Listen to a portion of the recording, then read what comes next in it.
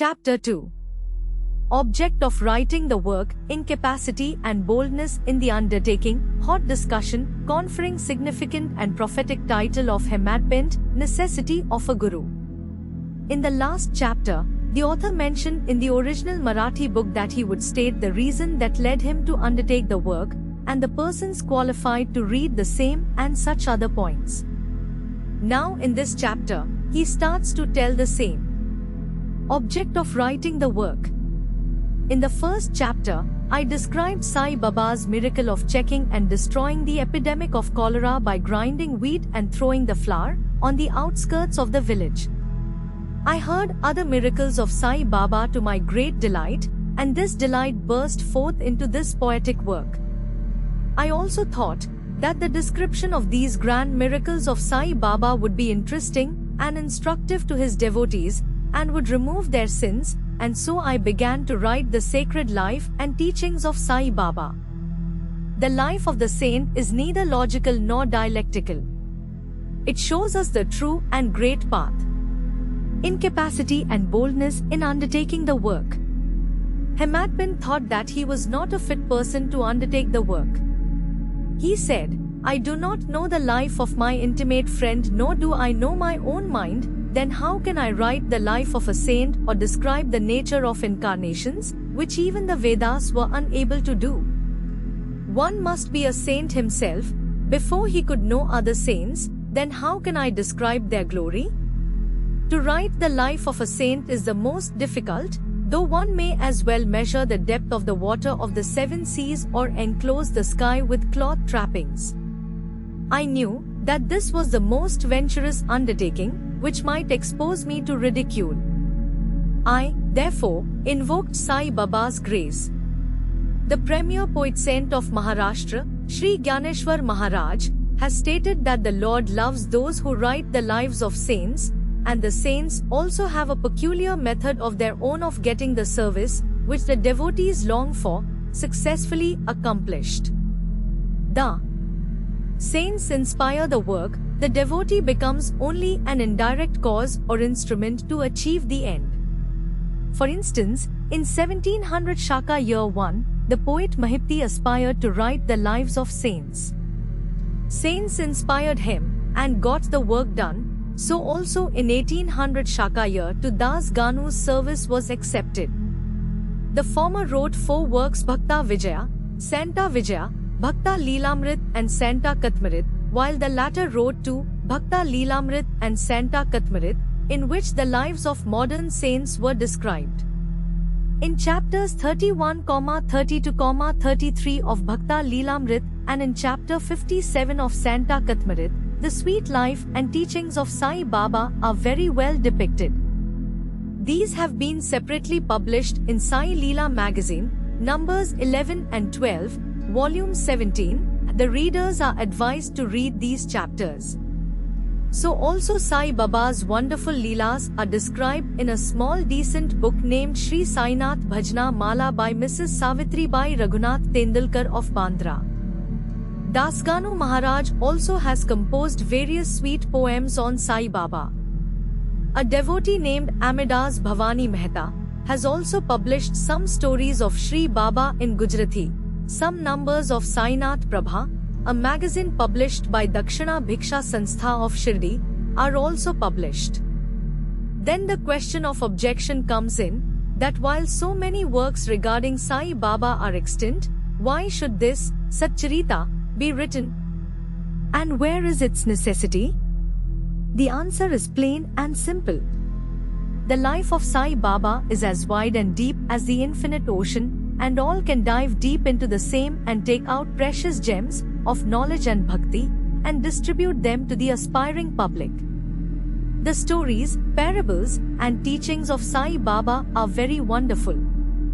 They will give peace and happiness to the people who are afflicted with sorrows and heavily loaded with miseries of this worldly existence, and also bestow knowledge and wisdom, both in the worldly and in spiritual domains.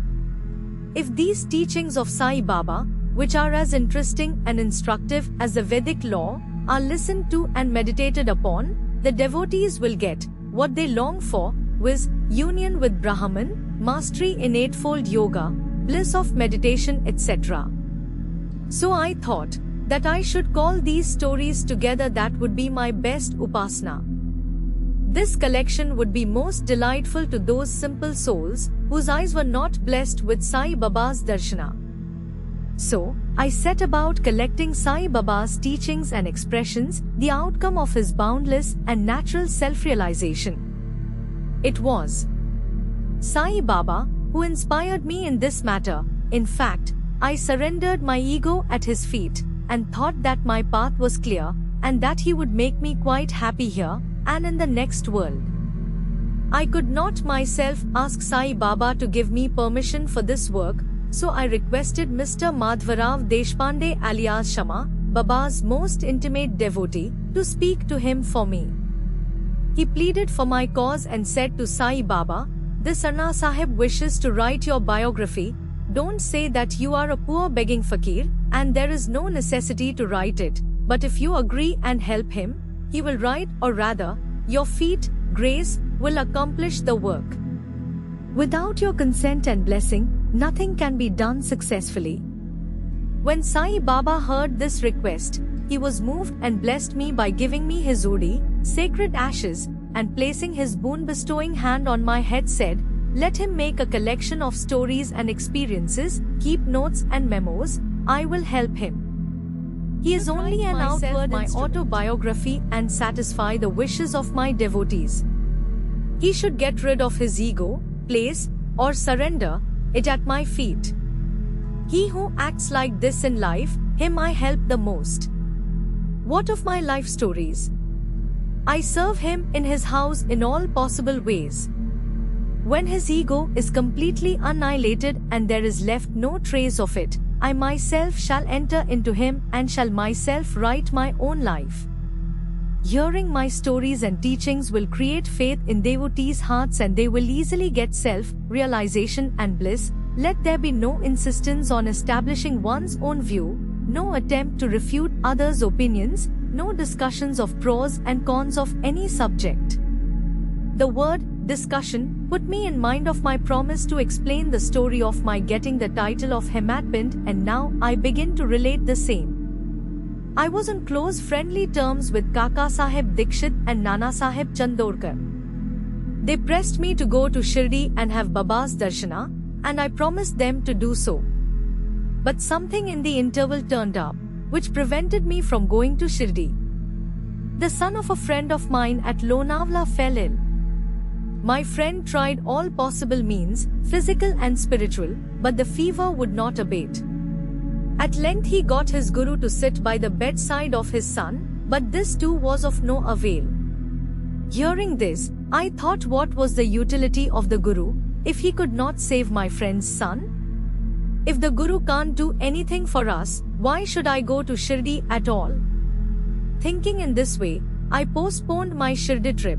But the inevitable must happen, and it happened in my case as follows. Mr. Nana Sahib Chandorkar, who was a Prant officer, was going on tour to Bassein. From Thana he came to Dadar and was waiting for a train bound for Bassein. In the meanwhile, a Bandra local turned up. He sat in it and came to Bandra, and sent for me and took me to task for putting off my Shirdi trip. Nana's argument for my Shirdi trip was convincing and delightful, and so I decided to start for Shirdi the same night. I packed up my luggage and started for Shirdi. I planned to go to Dadar and there to catch the train for Manmad, and so I booked myself for Dadar and sat in the train. While the train was to start, a Mohammedan came hastily to my compartment and, seeing all my paraphernalia, asked me where I was bound to. I told him my plan. He then suggested that I should straight go to Boribanda and not get down at Dadar, for the Manmad mail did not get down at Dadar at all. If this little miracle or Leela had not happened, I would not have reached Shirdi next day as settled, and many doubts would have assailed me. But that was not to be. As fortune favored me, I reached Shirdi the next day before 9 or 10 a.m. Mr. Bhausahib, Kaka, Dikshit was waiting for me there. This was in 1910 AD, when there was only one place, viz. Sathes Vada, for lodging pilgrim devotees. After alighting from the Tonga, I was anxious to have darshana, when the great devotee, Tatya Sahib Nulkar, returned from the masjid and said that Sai Baba was at the corner of the Vada, and that I should first get the preliminary darshana and then, after bath, see him at leisure. Here ing this I ran and prostrated before Baba, and then my joy knew no bounds. I found more than what Nana Chandorkar had told me. All my senses were satisfied and I forgot thirst and hunger. The moment I touched Sai Baba's feet, I began a new lease of life.